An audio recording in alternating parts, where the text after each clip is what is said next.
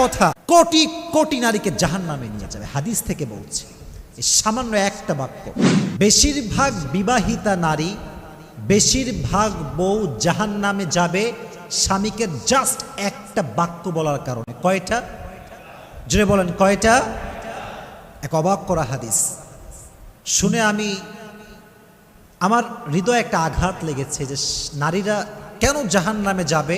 এই হাদিস যখন আমি জানতে পেরেছি আমার হৃদয়টা চূর্ণ বিচূর্ণ হয়ে গিয়েছে। এর কারণ হচ্ছে এটা এমন একটা পাপ, এটা এমন একটা গুনাহ, বাংলাদেশের বেশিরভাগ, বলতে গেলে ৮০ থেকে ৯০ নারী এই পাপটা করছে।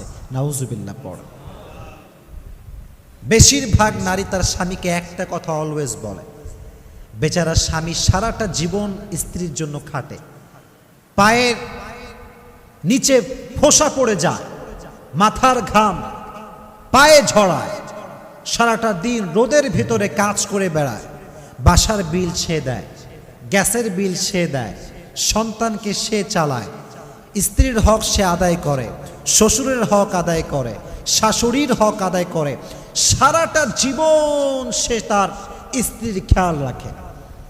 কোনো একটা দিন সামান্য চুল পরিমাণ যখন কম হয়ে যায় তখন নারী বলে কি, মা রাআইতু মিনকা খায়রান কত, তুমি আমার জন্য জীবনে কি করলা, তুমি আমার জন্য কি করেছো আজ অব্দি? কিছুই তো করো নাই।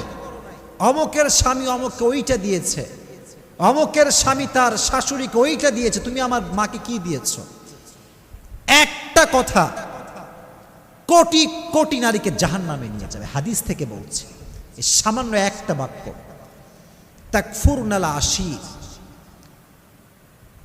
বেশিরভাগ নারী অকৃতজ্ঞ হয়, স্বামীর কৃতজ্ঞতা আদায় করতে জানে না।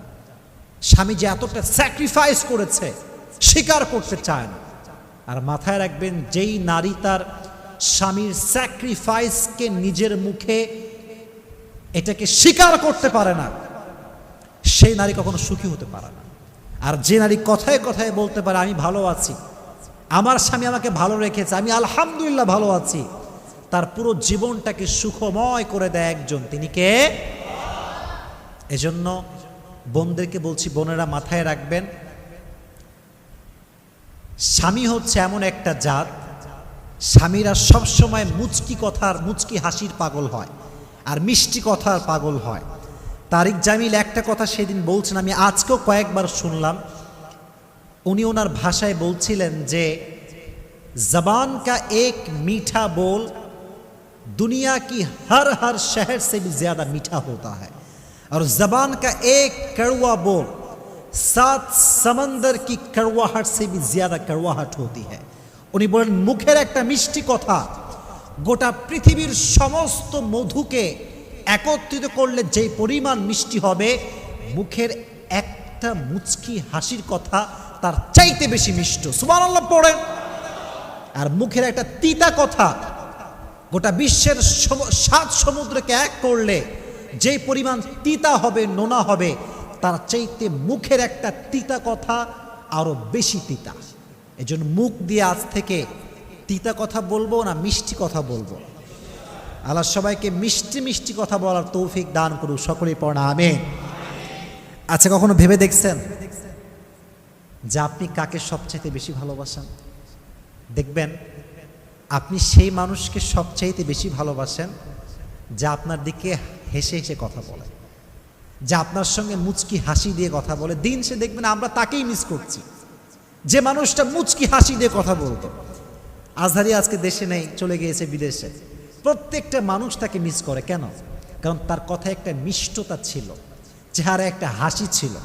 এজন্য দিন শেষে যে মুচকি হাসি দিয়ে কথা বলে, মিষ্টি কথা বলে, মানুষ তাকেই ভালোবাসতে বাধ্য হয়ে যায়। ঠিক না বলো? এজন্য আজ থেকে তিতা কথা বলবেন না মিষ্টি কথা বলবেন? একটা হাদিস বলি, উম্মে সালমা রাদিয়াল্লাহু তাআলা আনহু থেকে বর্ণিত, নবীজি বলেছেন, যদি কোনো মেয়ে এই অবস্থায় মারা যায়, এদিকে তাকাও, যদি কোনো মেয়ে এই অবস্থায় মারা যায় যে তার স্বামী তার উপরে সন্তুষ্ট ছিল, আল্লাহর জান্নাত তার জন্য ওয়াজিব হয়ে যাবে।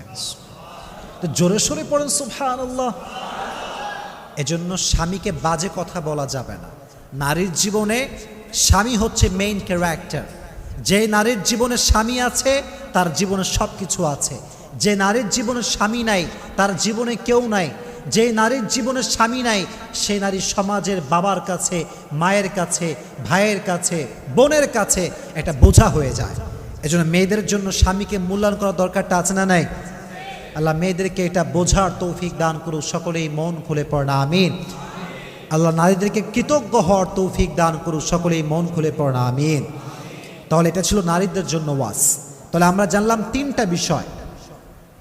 এক হচ্ছে ঈদের দিন পা ধরে সালাম দিয়ে সালামি নেওয়া জায়েজ আছে কিনা, 1 নাম্বার। 2 নাম্বার, মেহেদি মাখা জায়েজ আছে কিনা, 2 নাম্বার। 3 নাম্বার, নারীরা একটি কথার কারণে জাহান্নামে যাবে, সেটি হচ্ছে তুমি আমার জন্য জীবনে কি করলা। এই জন্য যেই বোনেরা আমার কথা শুনছেন মাইক থেকে, কলোনির ভেতর থেকে, সবাইকে আমি বলছি স্বামীর কাছে কৃতজ্ঞ হবেন, কৃতজ্ঞতা আদায় করবেন। আল্লাহ বোনদেরকে এই তৌফিক দান করুক, সকলেই পড়না আমিন।